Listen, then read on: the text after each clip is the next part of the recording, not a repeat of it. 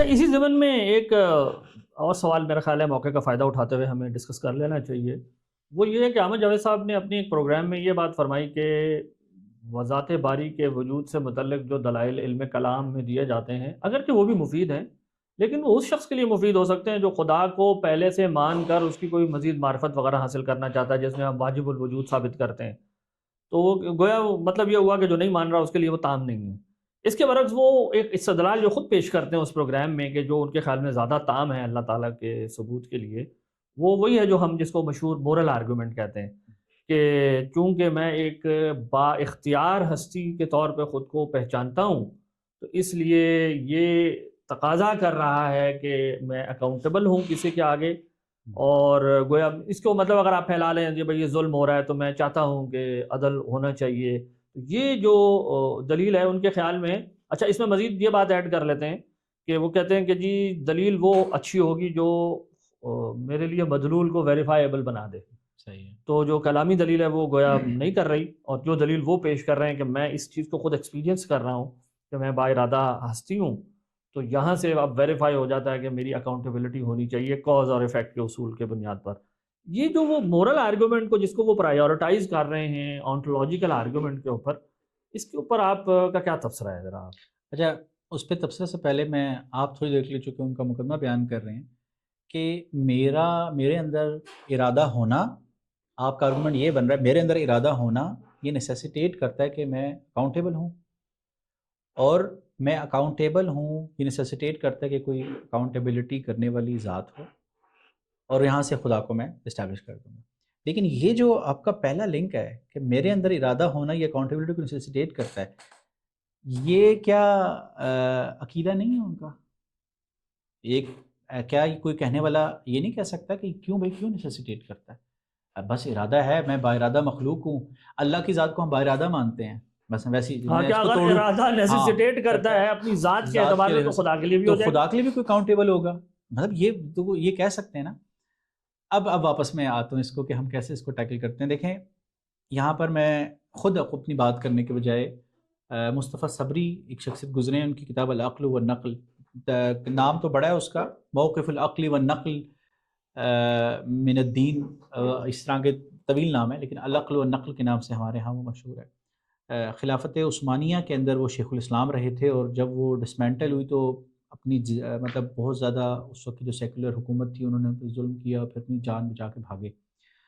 تو مصر گئے تو کہتے ہیں کہ میں تو سمجھتا تھا کہ ترکی میں سیکولرزم آیا ہے، تو مصر میں بھی آ کے پریشان رہ گئے. اور مصر کے اندر تو وہ کہتے تھے کہ وہاں کی جو علمی شخصیات تھیں وہ اس سے بہت متاثر، اور وہ ایک جگہ پہ لکھے ہیں کہ کانٹ کے بارے میں تو بہت زیادہ وہ کہتے ہیں کہ وہ علیہ طبیعت ضلالت کثیر من الناس، کہ بہت سے لوگ جو گمراہ ہوئے نا اس کی ذمہ داری تو کانٹ پہ آتی ہے. انہوں نے تفصیل سے کانٹ کو ٹیکل کیا ہے.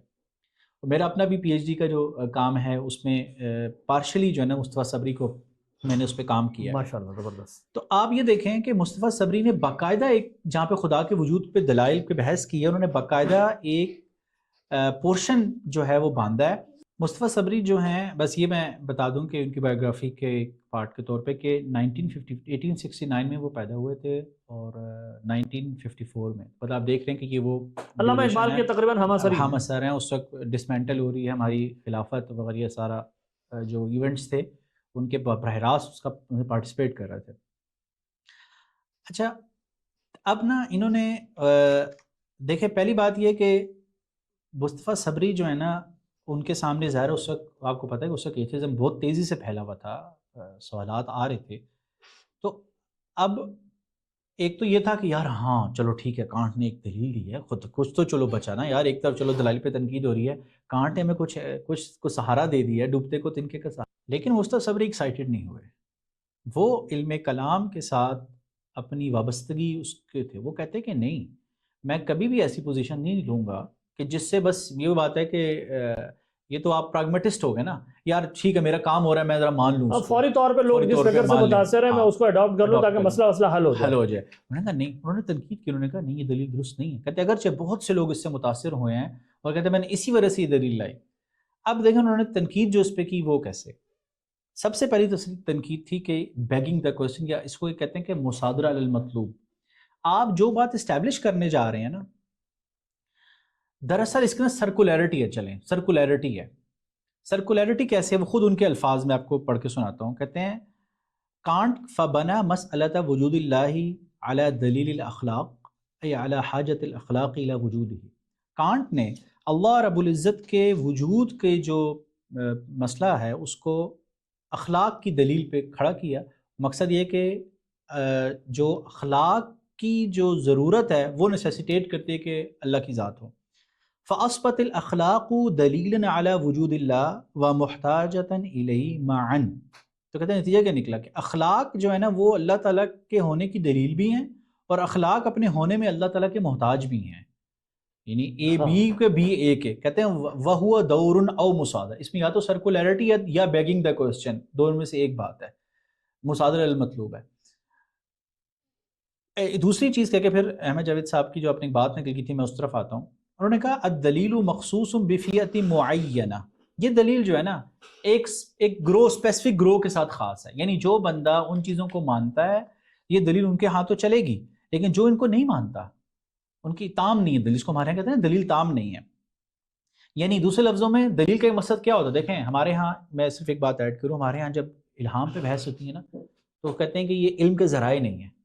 لیکن ہمیں پتہ ہے خواب یہ احادیث میں کتنا آیا ہے، اور یہ متکلمین جب کہتے ہیں علم کے ذرائع نہیں، ان کو بھی یہ بات پتہ تھی. اصل میں وہاں پر وہ کہتے ہیں کہ نالج شیئرڈ ہوتا ہے جس کی بنیاد پہ آپ الزام دوسرے کو عائد کر سکیں. اب یہ ذرا خواب انسان کی رہنمائی ہو جاتی ہے کئی طرح، اس کا کوئی انکار نہیں کرتا. حتیٰ کہ وہ لوگ جو مجھے امید ہے وہ نیک لوگ، نیک ہستیاں، متکلمین جنہوں نے علم کا، ان کو اللہ خواب میں کتنی رہنمائیاں ہوں گی، علمی لحاظ سے رہنمائی ہو جاتی ہے. لیکن وہ کہتے تھے اس میں الزام الغیر، دوسرے بندہ کو علمی طور پہ پابند کر سکنا، وہ چیز کہاں سے حاصل ہوتی ہے؟ وہ اس میں وہ کہتے ہیں الہام اس پیمانے پورا میں نہیں اترتا. مصطفیٰ صبری کہتے ہیں کہ اس دلیل کا مسئلہ یہ ہے کہ اس میں الزام الغیر نہیں ہے، یہ پوری کی پوری تام نہیں ہے. جیسے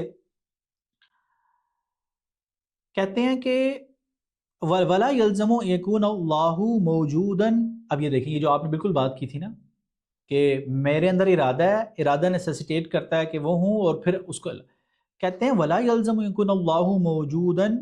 یہ ضروری نہیں ہے کہ اللہ کی ذات بھی مجردی محض اس بنیاد پہ میں مان لوں کہ اللہ کی ذات موجود ہے کہ ان الانسان فی حاجت الی وجودہ، کیونکہ انسان کو ضرورت ہے کہ خدا کو مانے. کہتے ہیں لا سیما اسپیشلی وان المحتاجین الی وجودہ، خاص طور سے. پھر آگے وہ کہتے ہیں کہ تم جو یہ جب دلیل دیتے ہو، یہ تمہارا جو آرگومنٹ ہے، اب دیکھیں یہ نا ایک جس کو ہمارے ہاں کہتے ہیں نا ایلیٹسٹ دلیل بن جاتی ہے. یعنی یہ دلیل دیتے ہوئے جو لوگ یہ دلیل دیتے ہیں وہ معاشرے کے جو اچھے لوگ ہیں نا ان کو پیمانہ بنا دیتے ہیں، اور جو معاشرے کے فاسق، فاجر، بد کردار قسم کے لوگ ہیں جو سب چیزوں کو کہتے ہیں کوئی اخلاق واقعی نہیں ہوتے، گویا کہ ان کو نکال دیتے ہیں، گویا کہ یہ دلیل ان کے پیش نظر کھڑی ہے. وہ کہتے ہیں کہ خاص طور سے یہ دلیل، اس دلیل کا کون محتاج ہے؟ اصحاب الفضل والاخلاق. لا کل انسان، ہر انسان کے سامنے آپ یہ دلیل نہیں دے سکتے. وَإِن كَانُوا هُمُ الصَّفْوَةَ بَنِي نَوْعِهِمْ. تو وَإِن كَانَ فِي عَلَاقَتِهِمْ الْخَاصَّةِ بِالدِّينِ وَبِعَقِيدَةِ وَبِاللَّهِ الْفَخْرُ كُلَّ الْفَخْرِ لِلدِّينِ.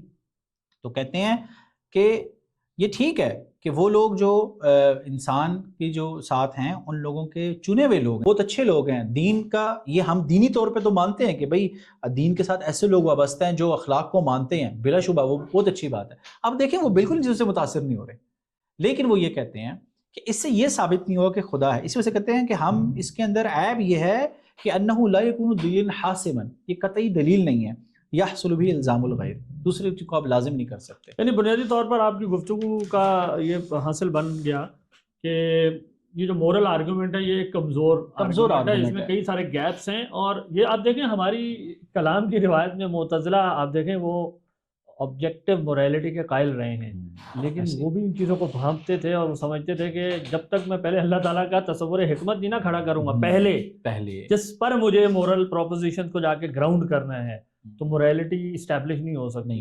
اس لیے وہ پہلے صفات میں سے حکمت کو کھڑا کرتے ہیں اور پھر موریلٹی وہاں سے نکلتی ہے. جبکہ اس کے برعکس یہاں ایسا لگ رہا ہے کہ موریلٹی جو ہیومن سطح پر اوپر ہے اس کو ہم فاؤنڈیشن بنا رہے ہیں اور پھر اس سے خدا نکال رہے ہیں. پر اس میں کئی طرح کے گیپس ہیں. اب آپ دیکھیں ایک بات کہ اب بیچ میں آپ نے کہا تھا کہ یعنی احمد جاوید صاحب کے حوالے سے کہ وہ کہتے ہیں کہ دلیل وہ ہونی چاہیے جو مجھے بدلول کے بالکل ویریفائی کر دیں verify مدلول کر دے۔ میرے لیے۔ پھر انہوں نے دلیل یعنی گویا کہ ان کے نزدیک دلیل اخلاق ہے۔ اب مصطفیٰ صبری نے اس پہ تنقید یہ کیا کہ یہ دلیل کے پیمانے پہ پوری نہیں کرتی۔ کہتے ہیں وجہ اس کی ہے کہ دلیل کی تعریف کی ہوتی ہے کہ جس سے آپ کو جو آپ کو کسی حقیقت کی طرف لے کے جاتی ہے، جو از خود کسی از حقیقت خود پر کسی دال حقیقت ہو۔ پہ دال ہوتی ہے۔ لا ما یصور حاجتا او یؤید فضیلتا او یتضمن مصلحتا، وہ دلیل نہیں ہوتی کہ جس کی بنیاد پہ نا کوئی مصلحت مل رہی ہے، صرف بینیفٹ ہو رہا ہے۔ تو پراگمیٹزم ہے نا اصل میں۔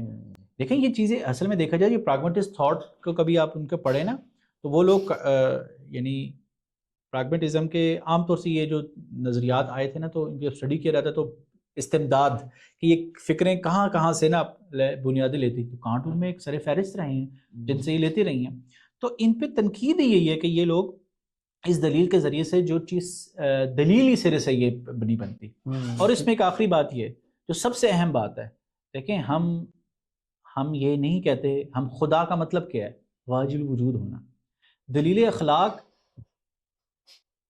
واجب الوجود کو ثابت نہیں کرتی۔ بالکل صحیح بات ہے۔ سب سے بڑا مسئلہ یہ ہے، دلیل اخلاق خدا ہے بھائی۔ اچھا جب آپ ان سے اچھا یا تو دیکھیں دو کیسز ہوں گے، یا تو وہ کہیں گے کہ ہم وہ کیا کریں گے کہ جا کے دلیل اخلاق کو ایسے مولڈ کریں گے کہ وہ دلیل انٹولوجیکل آرگومنٹ کا ایک سب سیٹ بن جائے گا، یا تو یہ صورت ہوگی تو وہی بات ہے کہ جہاں سے جس کو چھوڑ کے نکلے تھے وہیں پہ لوٹ کے واپس آ گئے۔ اور اگر آپ وہ نہیں کریں گے تو آپ جس خدا کو ثابت کرنے جا رہے ہیں، ہمیں صرف یہ نہیں کہ بھائی مجھے ایک ضرورت ہے، بھئی وہ جس ذات کی ضرورت ہے وہ کیسی ذات ہے، وہ واجب وجود ہے، وہ خالق ہے۔ مطلب ظاہر ہے اس سے اگر یہ آپ نکال بھی لیں کہ ایک ایسا خدا ہونا چاہیے جو لوگوں کو سزائیں دے آخر میں جا کے عدل کر دے، وہ واجب الوجود ہی ہوگا، وہ کسی کا محتاج نہیں ہوگا۔ یہ سارے کیسے اس سے اسٹیبلش ہوئے؟ ظاہر ہے اس کے اندر بہت سارے گیپس ہیں۔ اسی وجہ سے وہ کہتے ہیں کہ تم لوگ یہ جو اتنے خوش ہوتے ہو نا مصطفیٰ صبری کے اخلاق کا جو پروپوزیشن ہے، وہ کہتے ہیں یہ اتنے خوش ہونے کی ضرورت نہیں ہے، اصل میں اللہ ہے، یہ سب سے زیادہ اہم چیز ہے، اس کے برابر کوئی چیز نہیں ہو سکتی۔ اچھا پھر آپ دیکھیں ان کی دلیل میں ایک مجھے یہ بھی گیپ نظر آتا ہے کہ جب یہ کہتے ہیں کہ اچھی دلیل وہ ہے جو مدلول کو میرے لیے ویریفائیبل بنائے، تو سوال یہ پیدا ہوتا ہے کہ جو مورل آرگومنٹ ہے وہ مدلول کو میرے لیے ویریفائیبل کیسے بنا رہا ہے؟ یعنی سوال یہ ہے کہ یہاں پر بھی جو چیز اگر ویریفائیبل ہونے سے مراد حس وغیرہ میں ہونا یا میرے تجربے میں ہونا ہے، چاہے باطنی تجربہ ہو، تو بھی ان کی دلیل میں ڈائریکٹلی ویریفائیبل چیز کیا ہے؟ وہ معلول ہے، یعنی میرا باارادہ ہستی ہونا۔ جیسے وہاں پر کائنات میں کسی چیز کا حدوث، دلیل حدوث کے اندر جو ویریفائیبل چیز ہوتی ہے براہ راست حس میں ہوتی ہے، وہ کس شے کا حدوث ہے، اس سے انفرنس کرتا ہوں میں محدث کی طرف کہ حادث اپنی ذات کے اعتبار سے محدث کو لازم کرنے والا ہے۔ یہ بھی یہاں پر یہی کر رہے ہیں کہ میرا ارادہ ہے، اور ایک لمحے کے لیے ہم اس گیپ سارے اگنور کر دیتے ہیں، مان لیتے ہیں کہ دیر از اے لنک، تو بھی زیادہ سے زیادہ کیا ہوا؟ آپ نے اپنے ذاتی یعنی ویریفائیبل مشاہدے کو بنیاد بنا کر آپ نے ایک علت کی طرف چلے گئے جو جس کے سامنے میں آگے جا کے کھڑا ہو جاؤں گا، کاز اور ایفیکٹ کا ریلیشن پھر بیچ میں فرض کر لیا۔ تو جو ویریفائیبلٹی آپ کو وہاں مسنگ نظر آ رہی ہے مدلول پہ، وہ آپ کے آرگومنٹ میں اسی قدر ہے، اس سے زیادہ تو نہیں ہے۔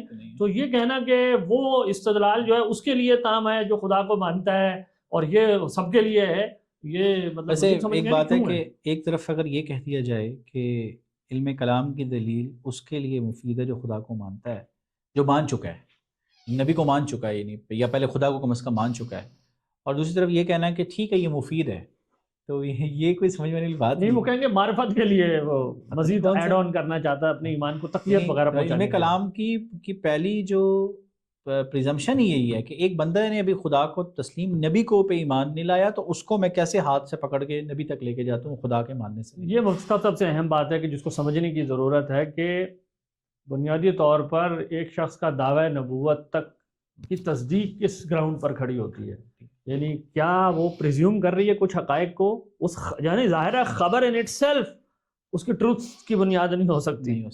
تو اگر اس کے ٹروتھ کی بنیاد اس سے باہر کوئی اور ایسی چیز ہے جو اس کو نیسیسیٹیٹ کر رہی ہے، تو ظاہر ہے اس کی خبر سے باہر ہوگی نا، پھر وہ اس کی خبر کو اس کا معیار نہیں بنا سکتا۔ ناظرین امید کرتے ہیں کہ آج کی اس گفتگو سے آپ پر یہ واضح ہوا ہوگا کہ علم اور ایمان کو بالکل الگ کرنا یہ کوئی ایسی بات نہیں ہے جو ہماری علم کلام اور عقیدے کی روایت کا کوئی مظہر قرار دی جا سکے۔